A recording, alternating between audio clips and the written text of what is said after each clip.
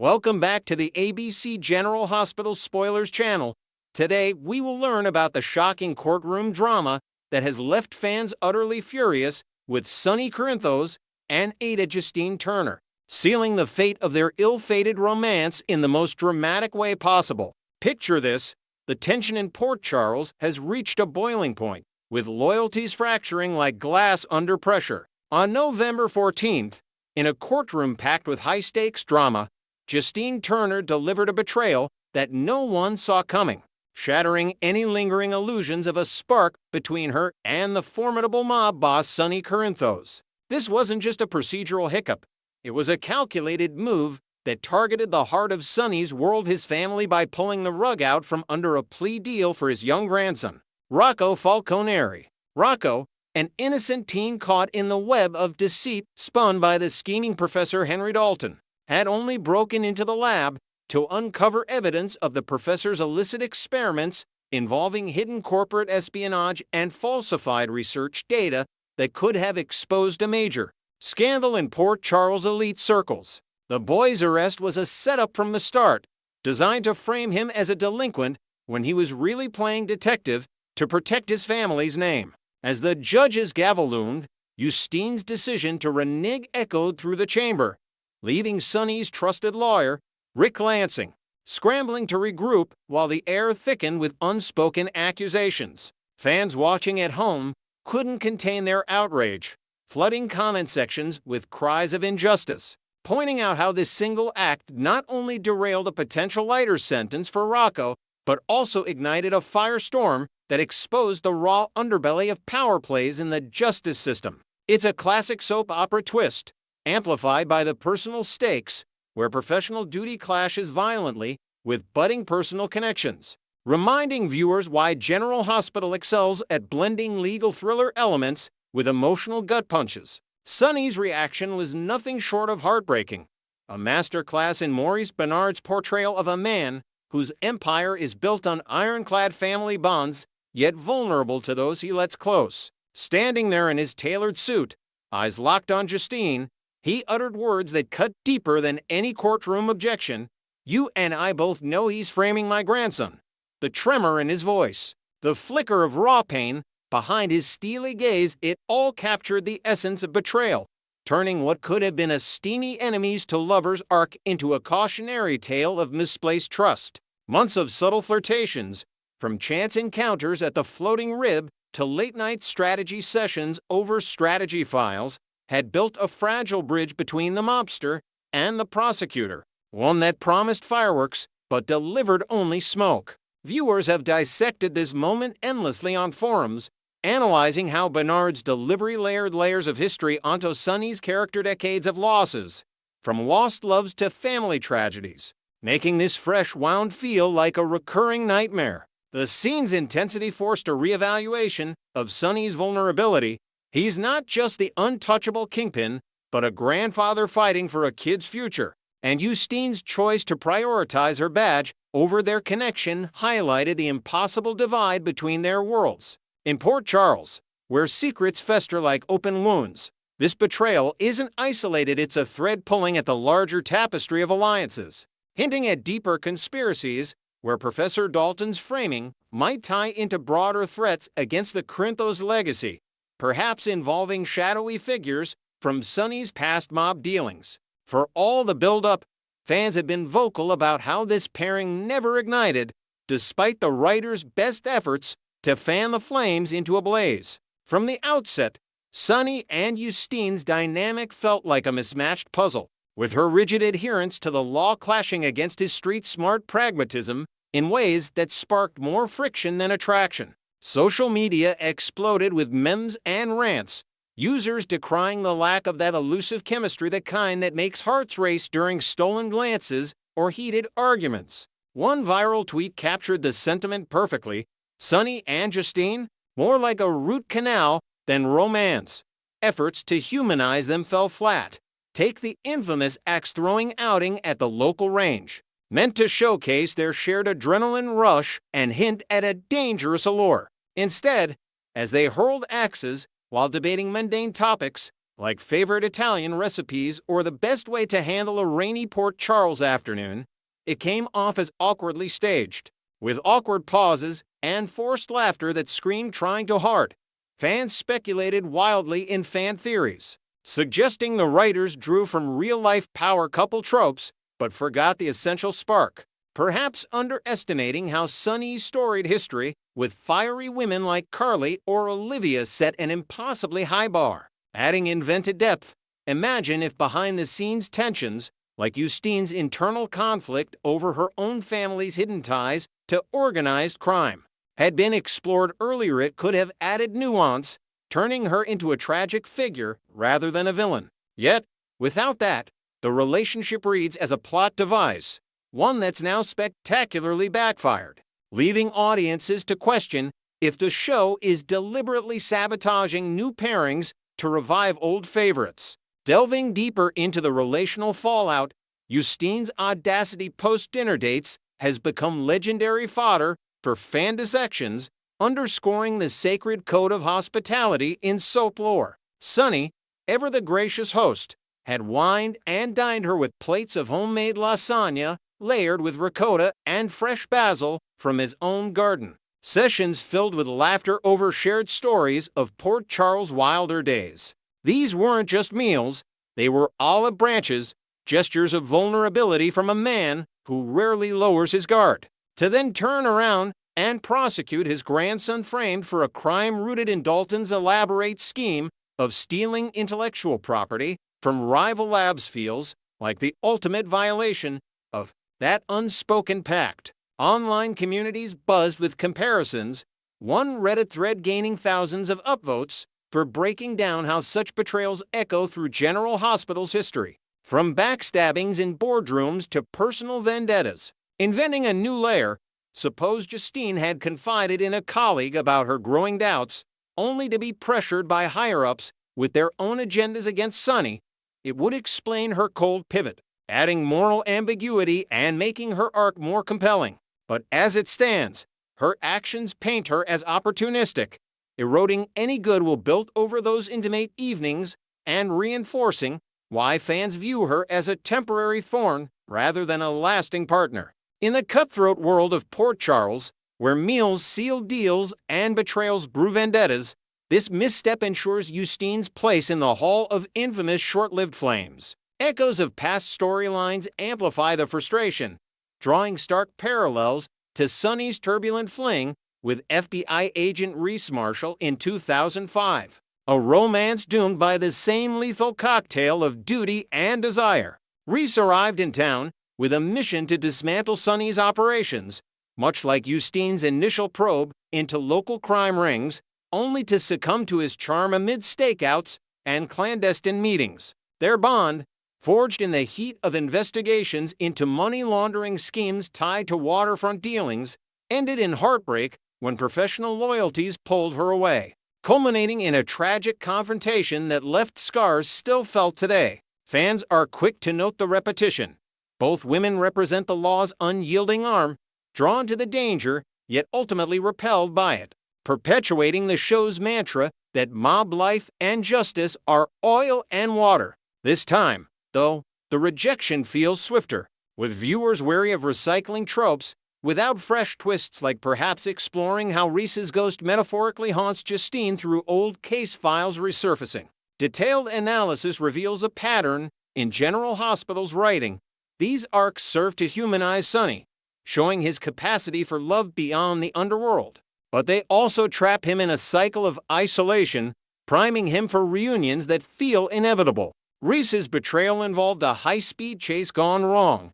Adding physical peril, Justine's is more cerebral, a legal ambush that wounds the soul. Yet both underscore the futility, leaving audiences to ponder if the show will ever let Sonny break free from this narrative loop, or if it's a deliberate echo to heighten the drama of his core relationships. Looking ahead, the wreckage of these modern pairings screams set up for a classic super couple revival, with the writers orchestrating a perfect storm to reunite Sonny and Carly. Notice how both are suddenly adrift. Sonny's trust in Justine evaporates after her courtroom strike, mirroring Carly's fury at WASB station chief Jack Brennan for secretly enlisting their daughter Jocelyn in covert operations without her knowledge operations that delve into international intrigue. From encrypted messages to shadowy alliances that threaten their family's safety. This simultaneous unraveling isn't happenstance, it's a scripted symphony, isolating them from unreliable outsiders and thrusting them into each other's orbits amid escalating threats like renewed mob wars or corporate takeovers. Spoilers tease that Sonny can trust Carly with his life, a line dripping with history, contrasting sharply with the deceptions elsewhere, Justine's hidden agenda and Brennan's manipulative recruitment. Fans theorize endlessly, envisioning tense strategy sessions in Carly's Metro Court office where old flames reignite over coffee and contingency plans, perhaps inventing a new element like a shared artifact from their past, such as a locket holding a photo of their early days, symbolizing unbreakable bonds. The GPS of storytelling is indeed recalculating, paving a highway back to their explosive chemistry, where mutual understanding of Port Charles' dangers fosters not just alliance, but passion. As external pressures mount, Dalton's framing tying into larger conspiracies, Jocelyn's spy involvement risking exposure, Sonny, and Carly's reunion feels not just probable, but essential. A beacon of stability in the chaos, promising the heartfelt drama that keeps General Hospital's legacy alive. Next, we will learn about the escalating tensions in Port Charles as Jen Sidwell plots his next ruthless move against his disloyal ally, Professor Henry Hank Dalton, potentially dragging innocent Laura Collins into a web of deception and danger. In the shadowy underbelly of Port Charles, whispers of betrayal are growing louder, with spoilers teasing that Jen Sidwell, the cunning mastermind pulling strings from the shadows, has finally reached his breaking point with his troublesome subordinate, Professor Henry Hank Dalton. Once seen as a reliable pawn in Sidwell's grand schemes, Dalton's recent overt rebellion has exposed a deep-seated disloyalty that no one in Sidwell's inner circle can afford to ignore. This isn't just a minor hiccup, it's a full-blown mutiny that threatens the fragile empire Sidwell has so meticulously built, drawing from the intricate power dynamics we've seen in past Port Charles intrigue, such as the corporate takeovers and hidden alliances. Sidwell's intolerance for weakness suggests he's gearing up for a decisive strike. His history of eliminating loose ends, think of the quiet disappearances of rivals in earlier story arcs, indicates that Dalton's days are numbered, and the fallout could ripple through the entire town. As we delve deeper, it's clear this conflict isn't isolated, it's poised to ignite a chain reaction affecting key figures like Laura Collins, whose mayoral ambitions are already under siege. The stakes couldn't be higher, blending personal vendettas with political maneuvering in a way that keeps viewers on the edge of their seats, questioning who will survive the impending storm. What unfolds for Dalton in the coming days promises to be a whirlwind of consequences as the events of the week of November 17th to 21st cascade forward with unrelenting force. Much like a dam bursting under pressure, November sweeps have always been a breeding ground for high-stakes drama on General Hospital, where the writers amplify the chaos to deliver unforgettable twists. And this period is no exception after weeks of simmering build-up toward an explosive climax. Murder mysteries have long been a staple during these sweeps, evoking classic whodunits that echo iconic episodes like the Casadini family feuds or the long-forgotten Spencer's Dark Secrets. And all signs point to Dalton stepping into the spotlight as the prime suspector victim in a tangled plot. Introduced as a peripheral character with no meaningful connections to the established ensemble, Dalton has lingered on the fringes, his sparse appearances marked by a grating personality that's equal parts abrasive and unlikable. His nastiness toward colleagues, his cheap shortcuts in research, and his outright rudeness to authority figures have painted him as the perfect red herring, someone whose demise would spark suspicion without derailing beloved storylines. Imagine the town's reaction if his body turns up in an unexpected place, like the dimly lit docks or the abandoned wing of General Hospital, locations ripe for dramatic reveals. This setup allows the show to explore themes of accountability and hidden motives, forcing characters to confront their own complicity in the web of lies. As the plot thickens, viewers can anticipate forensic details emerging, from tampered evidence to cryptic clues left behind, all while the core ensemble grapples with the moral implications of a life or death lost in the shuffle. Dalton's descent into the heart of this whodunit begins with his most audacious betrayal yet, framing young Rocco Falconeri for the sabotage of his PCU laboratory. A move that's as calculated as it is cruel. Rocco, the spirited grandson of familiar faces, along with a group of curious friends, had merely ventured into the lab out of youthful mischief, touching nothing and causing no real harm during their brief exploration. Yet, in a display of petty vengeance,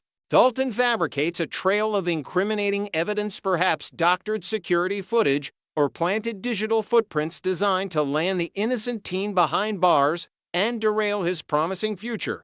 This act isn't just vindictive, it's a desperate grasp for control amid his crumbling loyalty to Sidwell, highlighting how far he's willing to go to cover his own tracks in unrelated schemes. Reflecting on similar youth in peril arcs, like the time when other young Port Charles residents faced false accusations in drug-related plots, this framing device amps up the emotional stakes, pulling in protective family members who won't stand idly by. On the Friday, November 14th episode, Laura's sharp instincts kick in as she pieces together the injustice against her grandson, her face a mask of fury and determination. Previews for Monday, November 17th escalate the drama, showing her unleashing a public tirade against Dalton right in the heart of the town square. Her words cutting like a knife as onlookers gasp at the confrontation. But Laura's challenges don't stop there. She's simultaneously fending off a fierce rival in City Councilman Ezra Boyle, whose slick campaign tactics and underhanded alliances are positioning him as a formidable threat in the race for mayor of Port Charles. Boyle's polished demeanor hides a ruthless edge, much like past political foes who schemed their way to power, and his growing influence could tip the scales in ways that expose deeper corruptions within the city's leadership. This multi-layered conflict weaves personal outrage with broader civic turmoil, setting the stage for alliances to form and shatter in unexpected ways, as Laura fights not just for justice, but for the soul of her hometown. Sidwell's counterstrike during the week of November 17th emerges as a brilliantly devious plan to neutralize two thorns in his side simultaneously: the meddlesome Laura and the increasingly unreliable Dalton, blending hit-and-run peril with electoral sabotage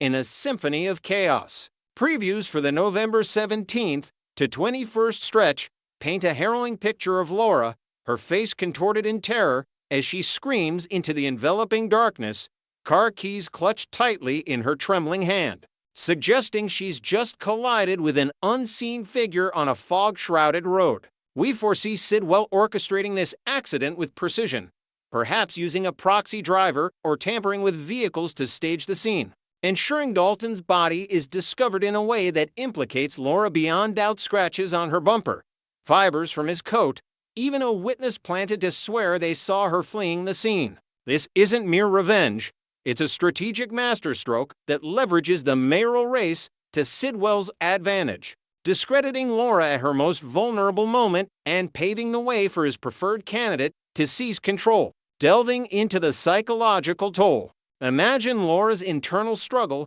as doubt creeps in. Did she unknowingly strike someone in the panic of the night? Mirroring the moral dilemmas faced by characters like Sonny Corinthos in his own vehicular mishaps. The hit-and-run element adds visceral tension, evoking rainy nights and screeching tires that have defined General Hospital's suspenseful sequences for decades. Spoiler alert, Ezra Boyle clinches the election in a landslide tainted by whispers of fraud, sending shockwaves through Port Charles as his victory unleashes a torrent of unchecked power plays, from rigged contracts to silenced dissenters that could fracture the community irreparably. Can the resilient citizens of this iconic town rally to expose the shenanigans, rebuild trust in their institutions, and avert total collapse as the dust settles on this disastrous week? One thing is certain, the battle for Port Charles' future has only just begun, leaving fans breathless for what's next in this riveting saga of loyalty, lies, and lethal consequences.